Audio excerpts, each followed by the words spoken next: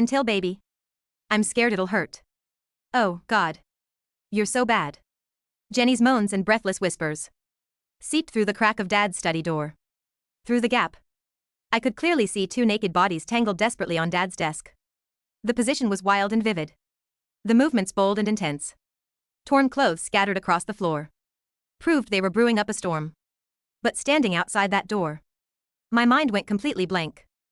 I clearly remembered the psycho old man in Bitter Ridge, pressing my head into the wooden trough used for chopping pig feed, beating me mercilessly. Rotten pig feed filled my nostrils and mouth, but it couldn't stop the blood pouring out in torrents. His knees and elbows hammered my spine and skull repeatedly. My eyeballs bulged out, but he didn't stop.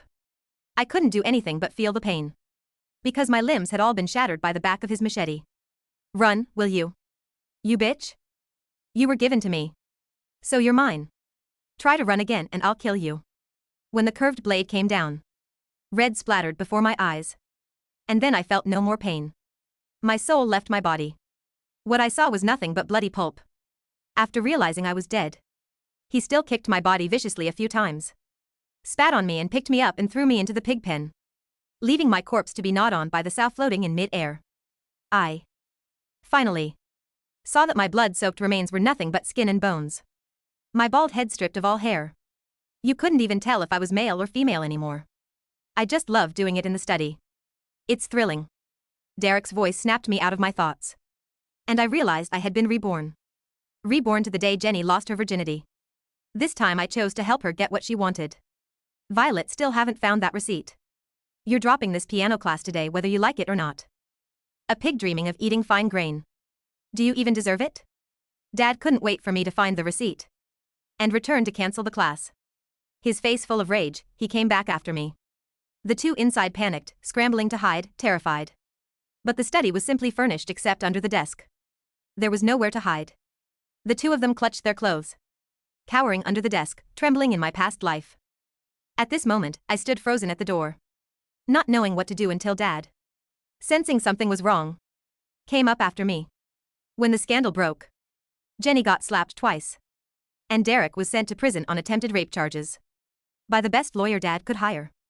Jenny was so scared by Dad's fury that she went silent, never standing up to defend her lover even once. But afterwards, she blamed me for telling on them. A cup of drugged bubble tea, planned long in advance, knocked me out on the way to a camping trip.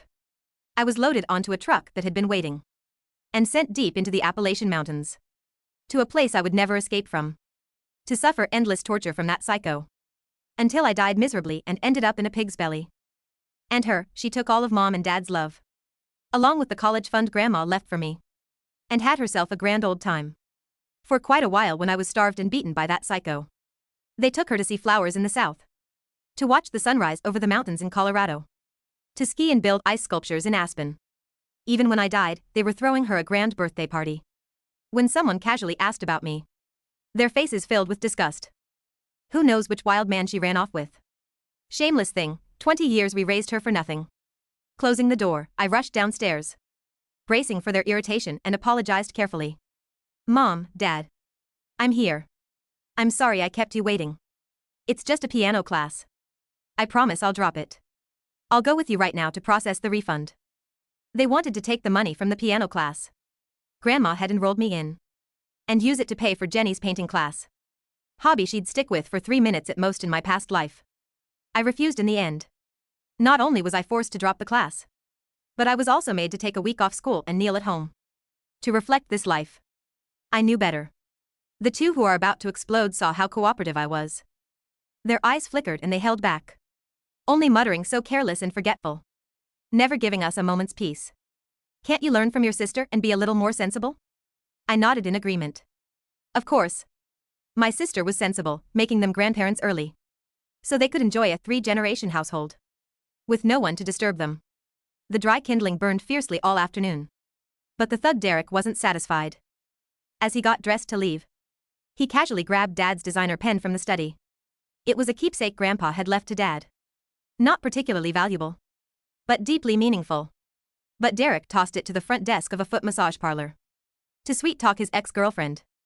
I knew all this so clearly, because Derek's cousin sat in front of me in class, excitedly recounting his cousin's glorious deeds every single day. Of course. He didn't yet know his cousin's new chick was my sister Jenny. He gestured animatedly, describing how his cousin fought for an entire afternoon and had to down 24 raw oysters to recover. That chick, smart. Hot body, totally game. Couldn't resist my cousin's smooth talk. Just a few wilted roses his ex didn't want. And she handed over her whole heart. Even gave him all her allowance. My cousin's a genius and got guts. Juggle several girls and never gets caught. Even dare to do it in her old man study for 300 rounds. Now that's a real man. I kept my head down, writing furiously, but couldn't hide the sarcasm in my eyes. This was the love Jenny lost her mind over in my past life. The happiness she made me pay for with my life. In the end, it was nothing but gossip and a joke to others. If that's the case, I wish them a long life together. May they be locked in forever. That evening when I got home, the battlefield had already been cleaned up. But when Jenny clung to Mom's arm, acting cute and begging for money, her collar opened just enough to reveal the marks. He didn't yet know that the study security camera had been fixed a few days ago. Their desperate entanglement and wild frenzy were all captured on surveillance. All I had to do was drop a hint to Dad. All her shameful acts would be exposed. By then, the only one facing ruin would be her. I smirked and lowered my eyes. But my expression landed right in Jenny's sight. Violet, what are you smiling at? You get to go on trips with the old hag's money. But when it's my turn, Mom says no. You think it's funny that I'm not the favorite?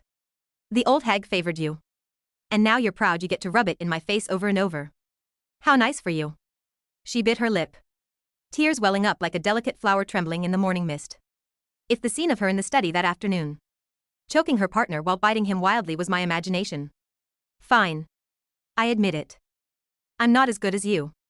I'm the pitiful, unloved one. Okay. Happy now. Tears streaming down her face. She turned and ran into her room, burying herself under the covers and sobbing. I hadn't said anything. I hadn't done anything. But I'd provoked everyone's anger.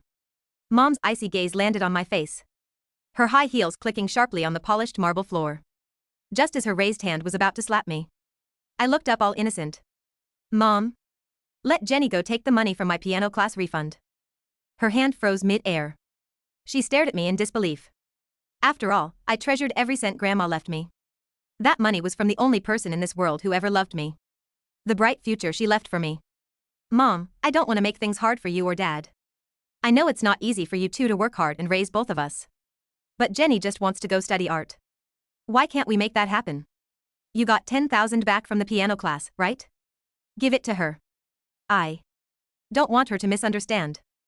After all, Mom loves us both the same.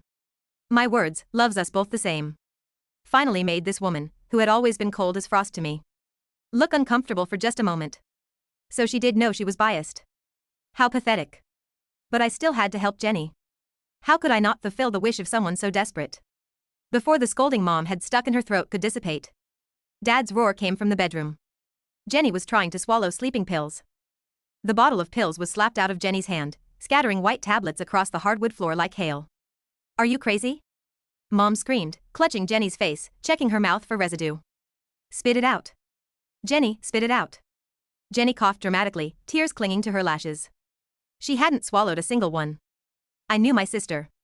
She loved herself far too much to die. She only loved the idea of dying if it bought her something living. I just want to paint, she sobbed, collapsing into Dad's arms. Why does Violet get everything from Grandma? Why do I have to beg just to have a dream? Dad looked up at me, his eyes red and bulging with misdirected rage. You see this? You see what you're doing to your sister? You selfish little.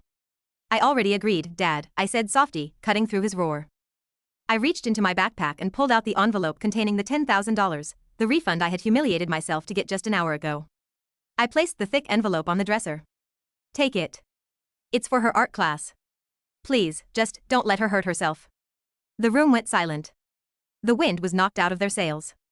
They wanted a fight, they wanted me to be the villain so they could justify their favoritism, but I had just handed over my future on a silver platter. Jenny peeked through her fingers, her eyes darting to the money. The sobbing stopped almost instantly, replaced by a wet, ragged breathing that sounded suspiciously like relief. Violet, Mom said, her voice stiff, struggling to transition from hysteria to matriarchal composure. This is the right thing to do. You're the older sister. You need to look out for her. I know, I whispered, lowering my head to hide the cold smirk twisting my lips. Take it. That money is your ticket to hell. For the next 2 weeks, the house was eerily peaceful. Jenny was supposedly attending the master's art workshop in the city center. In reality, she was taking the $10,000 and burning through it with Derek. I knew this because Derek's cousin, the loudmouth in front of me in class, wouldn't shut up about it. My cousin's girl is loaded, he bragged one Tuesday, leaning back in his chair. She bought him a new watch. Gold-plated. And they're staying at that boutique hotel downtown. The one with the jacuzzi in the room. I took notes on history, underlining the dates of fallen empires. She's totally skipping school for him, he laughed. Told her parents she's painting sunflowers. Only thing she's painting is the town red. Derek said she's wild. Dumb as a rock, but wild. I didn't intervene. I didn't tell on them. In my past life, my interference had been my death sentence. This time, silence was my weapon. The turning point came on a rainy Thursday. Dad was pacing the living room, tearing cushions off the sofa. Where is it? He growled.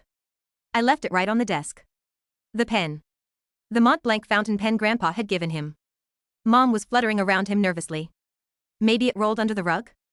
Or did you take it to the office? I didn't take it to the office. Dad roared. I had it in the study on Sunday. I remember because I was signing the checks. I sat on the stairs, watching the show. I knew exactly where the pen was. It was currently sitting in the pocket of a massage parlor receptionist, a cheap bribe from Derek to get a VIP slot. Violet. Dad barked, spotting me. Did you go in my study? No, Dad, I said, my voice trembling just enough to be believable. I haven't been in there since you yelled at me about the receipt.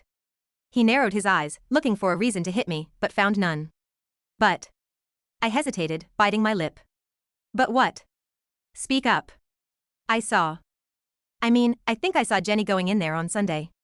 Maybe she moved it to clean? Jenny? Mom interjected immediately, defensive. Jenny knows better than to touch your father's things. Besides, she's been so focused on her art. I know, I said quickly. The door was open. And I thought since you fixed the security camera inside the study last week, maybe you could just check the footage? Then you'd know if I went in or not. The room froze. Dad blinked. He had forgotten about the camera. He had installed it years ago, let it break, and only recently had it repaired because he was paranoid about the cleaning lady stealing his scotch. The camera, Dad muttered. He marched toward the study. Mom followed, shooting me a glare that promised pain if I had wasted their time. I followed them, my heart beating a rhythm of pure, cold anticipation. Dad sat at the computer, logging into the security cloud server. Let's see, he grunted, clicking on the date from Sunday. The video loaded. The timestamp showed 2 p.m. The study was empty. Then, the door opened. It wasn't a cleaning lady. It wasn't me. It was Jenny and Derek. Dad's breath hitched. Mom gasped, her hand flying to her mouth. On the screen, my sister, their angel, their sensible daughter, was pulling Derek into the room by his belt. They didn't just talk. They didn't just kiss. They tore at each other like animals. I watched my parents' backs as they witnessed the wild and vivid scene I had seen through the crack in the door in my past life. They watched as Derek swept everything off the desk, including the beloved pen, which clattered to the floor and was later pocketed by him as he dressed. They saw the sex. They saw the nudity. They heard the audio, crisp and clear, of Jenny mocking them. Old man's gonna be so pissed if he sees this mess, Derek's voice came through the speakers, tinny but distinct. Who cares? On-screen Jenny laughed, straddling him. He's an idiot. As long as I cry a little, he gives me whatever I want. He's pathetic, really. The silence in the real study was heavier than a grave. Dad's face turned a color I had never seen before, a deep, bruised purple. The veins in his neck throbbed dangerously. Pathetic, Dad whispered, the words strangling him. Mom was shaking, tears streaming down her face, but not out of sadness. Out of humiliation. And look, I pointed at the screen, my voice devoid of emotion. He took the pen. On the screen, Derek zipped his pants, saw the pen on the floor, twirled it, and shoved it into his jacket. Dad stood up. The chair flew back and hit the wall with a crash. Where is she? He asked. His voice was terrifyingly quiet. She's at her art class, I said. Or, she should be. Jenny didn't come home until 9 p.m. She walked in humming, smelling of cheap cologne and cigarettes, though she tried to mask it with floral perfume. Hi Mom, hi Dad, she chirped, kicking off her shoes. The class was amazing. The instructor said I have a natural gift for. She stopped. Dad was sitting in the armchair in the dark living room. Mom was standing by the window, her back turned. I was sitting at the dining table, doing homework. Dad? Jenny asked, sensing the shift in atmospheric pressure. Why is it so dark? Dad turned on the lamp. Beside him, on the side table, lay a tablet. It was paused on a still frame of her naked body draped over his desk. Jenny turned pale.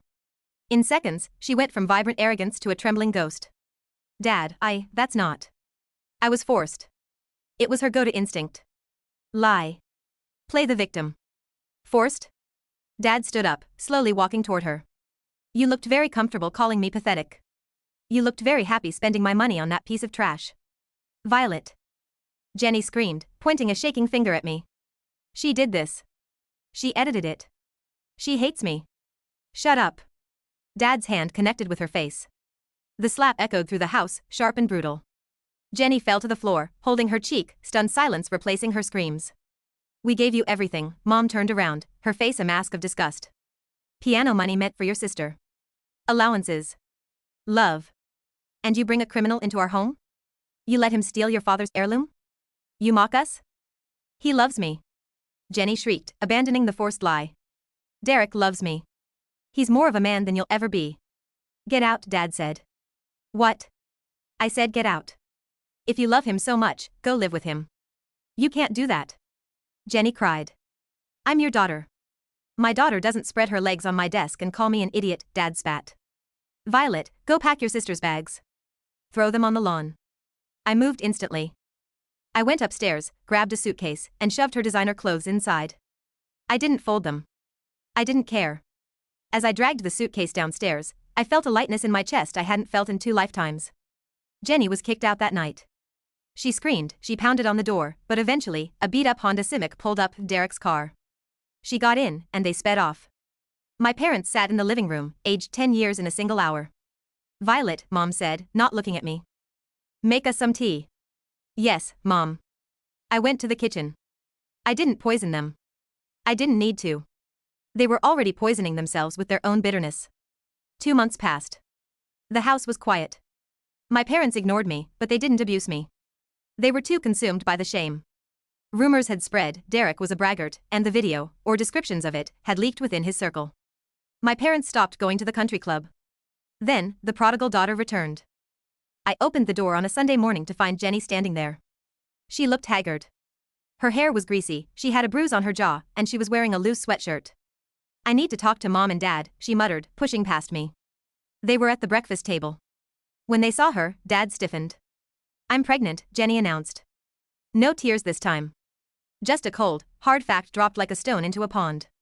Mom dropped her fork. What? It's Derek's. I'm 3 months along. Get rid of it, Dad said instantly. I can't, Jenny smirked, a flash of her old self returning. Derek knows. And he says if you don't give us $50,000 to start a life, he's going to send that video to your business partners. He's going to tell everyone that your grandson is being raised in a trailer park. Blackmail. It was crude, but effective. My parents cared about their reputation more than anything. He wouldn't dare, Dad growled. Try him, Jenny said. He's crazy. You know he is. My parents exchanged a look. They were trapped. We'll pay, Mom whispered, defeated. But you leave. You go to the countryside. You have the baby, give it up, and then we'll see. No, Jenny said. Me and Derek. We're a package deal. We want the money, and we want to get married. I stood in the doorway, watching the negotiations. It was pathetic. They were going to cave. They were going to let the parasite back in because they were terrified of the scandal. I needed to accelerate the timeline. Jenny, I spoke up. Can I talk to you outside? Just for a second. She glared at me but followed me to the porch.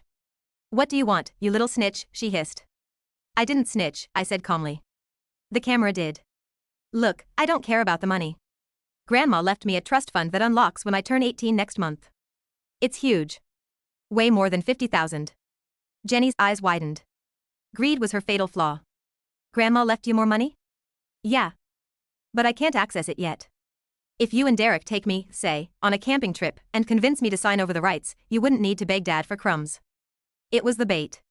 The same bait they had used on me in the past life, reversed. In the past, they killed me to save money. This time, I was offering myself as the golden goose. You'd sign it over, she asked suspiciously. I just want to leave, I lied. I hate them. I hate this house. If you take me away, I'll give you the money. I just want to start over somewhere else. Jenny chewed her lip. She was thinking about how easy it would be. How she could play the hero to Derek. I'll tell Derek, she said. The camping trip was set for the following weekend. The plan was simple, according to what I overheard Jenny whispering on the phone. They would take me to the Appalachian Mountains. Derek had a friend there, the psycho in Bitter Ridge. They weren't going to ask for my signature. They were just going to sell me, exactly like before, and take whatever cash they could get, then ransom me back to my parents later. They thought they were the hunters. On the morning of the trip, Jenny handed me a bubble tea. Peace offering, she said, her smile not reaching her eyes. I took it. Thanks. I went to the bathroom. I poured the drugged tea down the sink and refilled the cup with the spare milk tea I had bought earlier and hidden in my bag. I added a crushed powder of my own, a potent sedative I had stolen from Mom's stash of sleeping pills, the ones Jenny had pretended to take. I walked back out, sipping the innocent tea. Let's go, Derek grunted. He was driving the truck. I sat in the back. Jenny sat in the front passenger seat. Here, Jenny, I said, handing her a second cup I was holding. I bought you one too. Mango flavor, your favorite. She looked at me with contempt but took it. She was arrogant. She thought I was already under the influence of her drugs. She drank it down in 3 large gulps. 20 minutes into the drive, Jenny's head lolled against the window. She's out, Derek laughed, looking at Jenny. Lightweight. Yeah, I said from the back seat. Derek? What? You know Jenny isn't actually pregnant, right? Derek slammed on the brakes, pulling the truck onto the shoulder of the deserted highway. He turned around, his eyes wild. What did you say? She's lying, I said calmly. She just wanted to trap you. She told me yesterday. She's using you to get money from our parents, but she plans to dump you once she gets the cash. She thinks you're, how did she put it? A dirty stepping stone. Derek's face darkened. His ego was his trigger. And, I continued, leaning forward, Grandma didn't leave me any money. But our parents just took out a huge life insurance policy on Jenny. Because of the suicide attempt earlier. They wanted to be safe. I was spinning a web of lies so thick he couldn't see the light. If she disappears. I let the sentence hang. You could probably ransom her for way more than 50 grand. My parents love her. They don't care about me. Derek looked at the unconscious Jenny, drooling on the seatbelt. He looked back at me. You're a cold bitch, he grinned. I just want my cut, I said. You sell her to your friend in Bitter Ridge. I go home and tell my parents she ran away with you. They won't look for her. They'll be relieved. Derek thought about it. The pig farmer paid well for fresh meat. And if Jenny wasn't pregnant and was playing him. Deal, he said. But you get out here. Fine. He unlocked the door. I hopped out onto the side of the road, in the middle of nowhere, miles from the destination. Have fun, I said. Derek sped off, dust kicking up into my face. He was heading straight for Bitter Ridge. I walked for an hour until I found a gas station. I called the police. My sister, I sobbed into the receiver, giving the performance of a lifetime. Her boyfriend, he kidnapped her. He's taking her to the mountains. He said something about a pig farm in Bitter Ridge. I gave them the license plate. I gave them the description. Then I called my parents. Mom. Dad. Derek took her. I tried to stop him but he threw me out of the car. I waited at the gas station, drinking a soda, watching the sun go down. The ending of this story wasn't going to be quick. The police raided the farm in Bitter Ridge 6 hours later. They didn't find a body in the pig pen. Not yet. But they found Derek. And they found the farmer. And they found Jenny. She wasn't dead. But she had been there for hours. Derek, enraged by my lie about the fake pregnancy and the stepping stone comment, had handed her over to the old man immediately. When the police found her, she was in the wooden trough. The same trough where I had died. Her clothes were gone. Her head had been shaved, the old man didn't like hair, it got in the pig feed. She was alive, but she was broken. Her limbs weren't shattered, but her mind was. She was curled in the filth, screaming silently, her eyes bulging, just as mine had. Derek was arrested for kidnapping, human trafficking, and attempted murder. The old man was shot resisting arrest. The aftermath was a slow, rotting decay for my family. Jenny came home, but she wasn't Jenny anymore. She sat in a wheelchair, staring at walls. She flinched when anyone touched her. She couldn't paint. She couldn't speak. The scandal was national news.